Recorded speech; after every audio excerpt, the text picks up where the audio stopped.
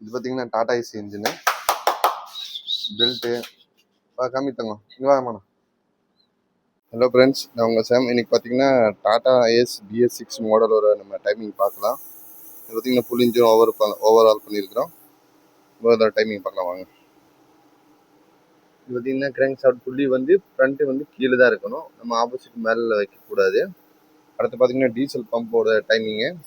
Diesel pump எப்போ நம்ம normal அந்த ஹோல்ஸ் பாருங்கள் கரெக்டாக இருக்குது, இங்கே நம்ம லாக் பண்ணிக்கலாம்.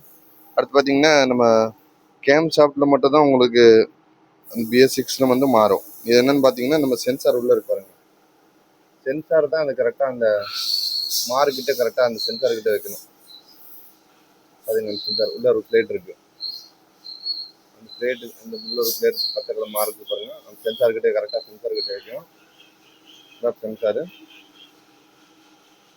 இங்கே ஒரு லாக் இருக்கு, கரெக்டாக அந்த லாக் போல்டு போட்டிங்கன்னா லாக் ஆயிரும். இது மற்றபடி இந்த நார்மல் நம்ம டாடா ஏசி மாதிரி தான். நம்ம கிரேங் இங்கே லாக் பண்ணிக்கலாம், கிரேங் இங்கே லாக் ஆயிரும்.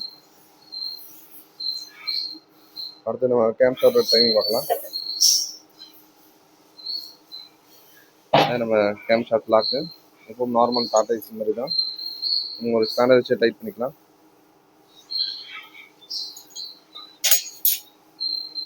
மெயின் நம்ம சென்சார் தான் பார்க்கணும். கேம் ஷாஃப்ட் அந்த வால் டோர் கிட்ட கரெக்டாக உட்காரணும். அந்த பிளேட்டு கரெக்டாக இருந்துச்சுன்னா வண்டி ஒரு வாட்டியில் ஸ்டார்ட் ஆயிரும், மற்றபடி எந்த கம்ப்ளைண்ட் இருக்காது.